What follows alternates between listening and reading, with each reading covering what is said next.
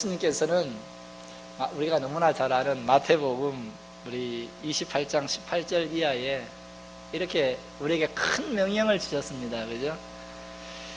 하늘과 땅의 모든 권세를 너에게 주셨으니 그러므로 너희는 가서 모든 족속으로 제자를 삼아 아버지와 아들과 성령의 이름으로 세례를 주고, 그죠? 내가 너희에게 가르쳐 모든 것을 세상 끝날까지 복음을 전도해라, 뭐 이런 우리에게 큰 의미 있는 메시지를 주셨습니다. 한마디로 말해서 복음을 증거하라는 그러한 사명입니다. 또 예수님은 그 앞서 주기도문을 통해서도 우리에게 하나님의 나라가 임하옵시며 라고 했습니다.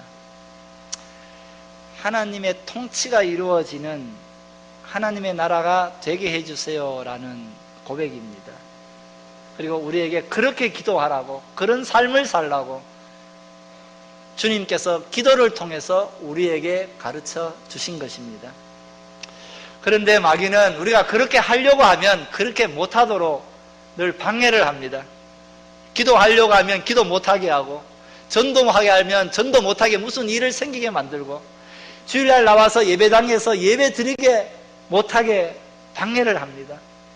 하나님께서 우리 믿는 자들에게 주신 사명을 잊어버리게 하거나 미루게 만드는 것이 마귀의 사명이기 때문입니다. 그런데요, 하나님은 우리에게 무슨 타이틀을 가지고 일하게 하시지 않습니다. 목사라든지 장로라든지 권사라든지 서리 집사라든지 성도라든지 이러한 타이틀을 가지고 주의 일을 하게 하지 않는다라는 사실입니다. 준비가 되었느냐, 준비가 되어 있지 않느냐, 계획이 있느냐, 계획이 없느냐, 이 차이를 가지고 하나님은 일을 하게 만드신다라는 사실입니다. 준비가 되었으면 누구를 통해서도 하나님의 일을 맡기시고 그 사람을 통해서 주의 지경을 넓히는 일에 힘을 주셔서 감당하게 하신다라는 사실이고요. 준비가 되어 있지 않으면 어떠한 사람이든지 어떠한 직분을 가지고 있고 세상적으로 어떤 훌륭한 모습을 하고 있든지 일을 맡기시지 않는다라는 사실입니다. 오늘 함께 읽은 말씀에 보면 아모스라는 선지자가 나옵니다. 아모스는 선지자가 아니었습니다. 그죠?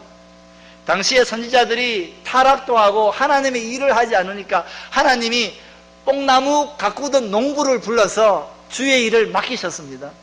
아모스서 7장 14절에 보면요, 아모스가 아마사에게 대답하여 이르되 나는 선지자가 아니며 선지자의 아들도 아니라 나는 목자요 뽕나무를 재배하는 자로서 라고 이야기합니다. 나는 선지자가 아닙니다. 나는 신학교 문턱에도 가본 적이 없습니다. 우리 집은 뼈대 있는 기독교 가문도 아니고요, 우리 아버지는 더더구나 신앙도 별로 없습니다.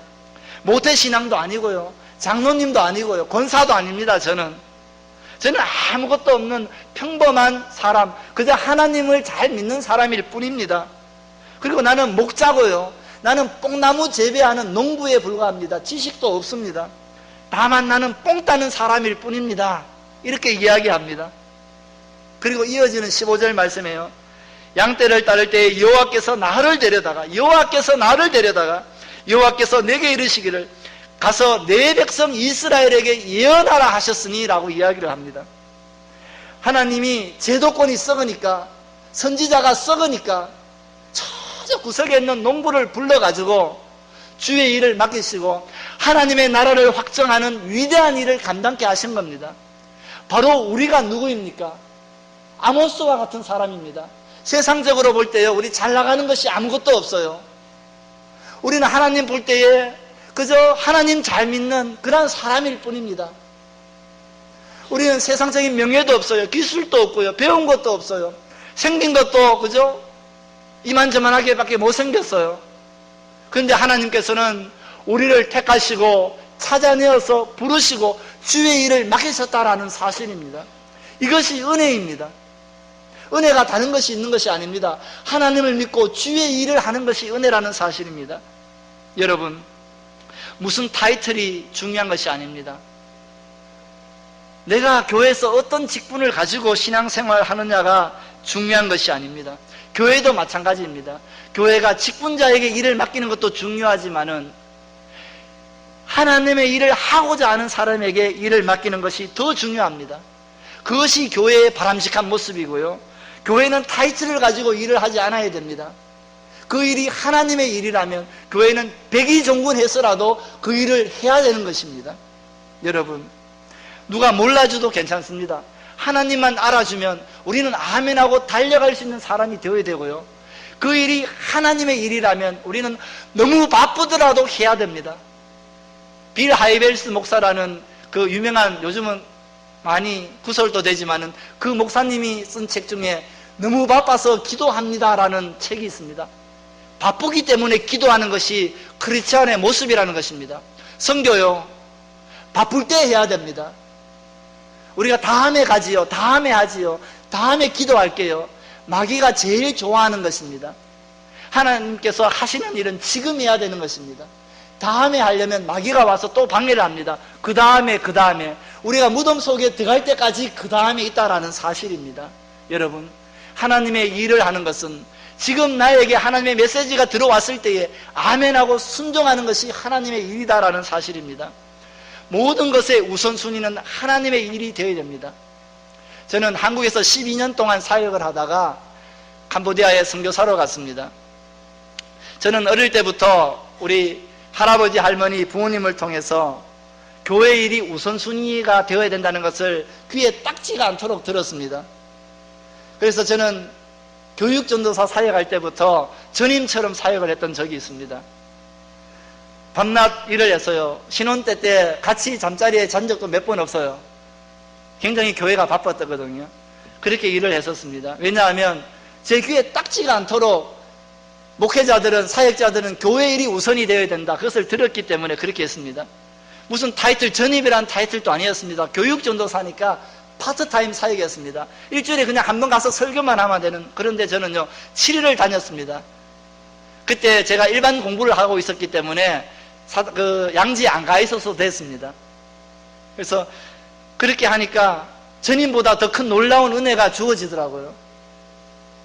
저는 교육전도사에서 열심히 일하니까 전임도 방 하나 안 주는데 교육전도사에게 혼자 쓰는 방을 주더라고요.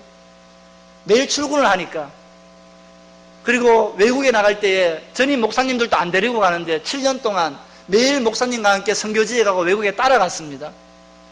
하나님께서 그런 복도 주시더라고요.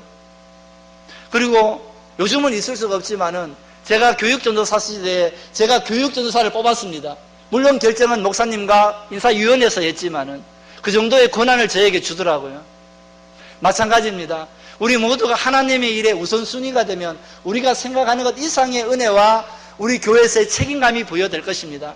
그렇게 되면 그것을 통해서 더 많은 일을 감당하게 되고 하나님의 위대한 일에 우리가 참여할 수 있는 은혜도 누리게 될 것입니다. 여러분, 저는 교회의 모든 일은 하나님의 일이다라고 생각합니다.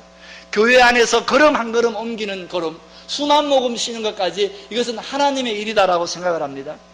하나님의 일을 할 때에는 타이틀, 명예 중요하지 않습니다. 내가 무슨 계획을 세우고 어떻게 움직이느냐가 더 중요한 것입니다. 우리가 기도했다면 그 기도대로 실천하는 여러분이 되시기를 바랍니다. 쫓겨가는 인생이 아니라 달려가는 인생이 되시기 바랍니다. 따라가는 인생이 아니라 리더하는 인생이 되기 바랍니다. 그것이 바로 하나님을 믿는 사람들의 모습이다라는 사실입니다. 그 사람 일하기에는 부족하다라는 소리를 듣지 마시기 바랍니다. 우리가 교회에서 무슨 일을 맡겼을 때에 저 사람 그 일을 하기에는 부족한 사람이야, 이렇게 들으면 우린 신앙이 낙오할 수도 있습니다. 우리는 넉넉한 사람이야, 저 사람은 그 일을 하기에 너무 아까운 사람이야, 너무 능력이 있는 사람이야, 이런 이야기를 듣는 사람이 되시기 바랍니다. 하나님은 그러한 사람을 통해서 역사하시고 그러한 사람을 통해서 주의 지경을 넓혀 가신다라는 사실입니다. 부족한 사람이 아니라 넉넉한 사람, 능력이 적은 사람이 아니라 그 일을 맡겼더니 능력이 갑절이나 더하는 사람, 이것이 바로 성도의 모습이다라는 사실입니다. 아까운 사람이 되시기를 바라요.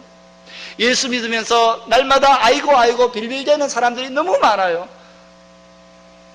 우리 서문교회 성도님들은 예수 믿는 것에 자랑거리가 되시기를 바랍니다. 끌려다니는 인생이 아니라 끌고 가는 인생이 되고요, 아까운 인생이 되시길 바랍니다. 여러분, 선교도 마찬가지입니다. 선교도 남들 하는 거 다 따라하면 우리는 앞서갈 수가 없어요. 실패할 수밖에 없어요. 남들 하지 않는 거, 남들이 가지 않을 때 가고 남들이 하지 않는 일을 하는 것이 바로 더 좋은 모습이다라고 생각합니다. 그 속에서 하나님께서 더 크게 역사하시고 더 많은 일을 우리 서문교회를 통해서 감당하게 해 주실 줄 압니다. 너무 바빠서 선교합니다. 너무 바빠서 기도합니다. 너무 바빠서 헌신합니다. 너무 바빠서 전도하고요. 너무 바빠서 봉사하고요. 너무 바빠서 주를 위해서 희생합니다. 이러한 모토가 우리 서문교회 모든 성도님들의 모토가 되시길 주님의 이름으로 축원드립니다.